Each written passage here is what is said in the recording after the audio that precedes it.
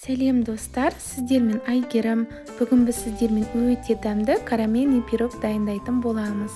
Видеомды соңына дейін қарап, міндетті түрде жасап көріңіздер. Ең алдымен қамырын дайындаймыз. Қамырына ұн, қант, бір шай қасық қопсытқыш, бір жұмыртқа және де жұмсақ сары май қажет. Ұнымызға қопсытқышты салып, екеуін кішкене араластырып жібереміз. Үстіне қантты саламыз. Тағы да кішкене араластырамыз. Енді үстіне жұмсақ сары майымызды салып, майды қолымызбен езіп, орысша айтқанда крошки жасаймыз. Мінекей дайын. Енді үстіне бір жұмыртқаны салып, қамыр илейтін боламыз.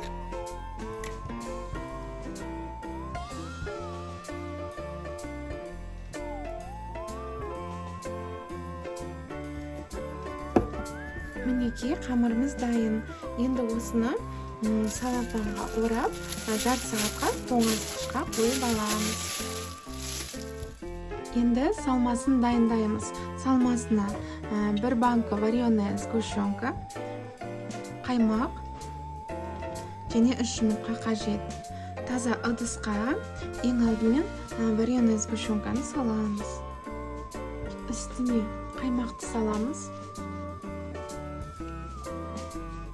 3 жұмыртқаны жарып саламыз.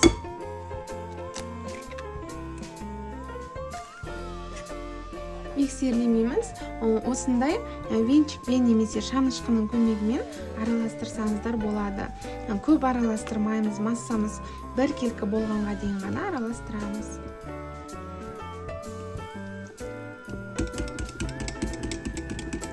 Мінекей массамыз дайын. Енді осындай кольцомызды аламыз. Мен осындай кольцоға пісіремін. Диаметрі 24 сантиметр.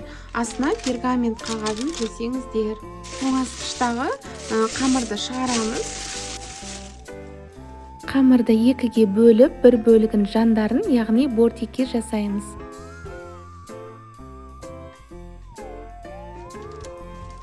Қалғанын ортасына жайнамаймыз. Менің қамырым қолға жабысқақ болып тұр, сондықтан кішкене ұн сеуіп жібереміз.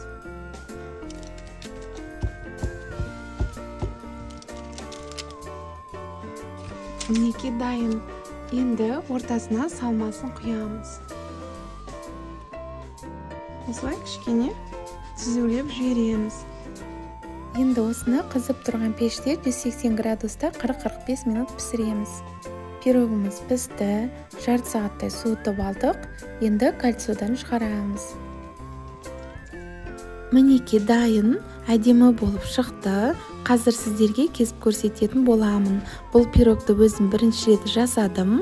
Өте оңай әрі көп затты қажет етпейтін пирогтардың бірі. Сіздерге де жасап көруге 100% кеңес беремін. Дәмі де сондай ерекше. Видеомды соңына дейін қараған болсаңыздар, каналыма тіркеліп лайк басып кетуді ұмытпаңыздар. Ас болсын.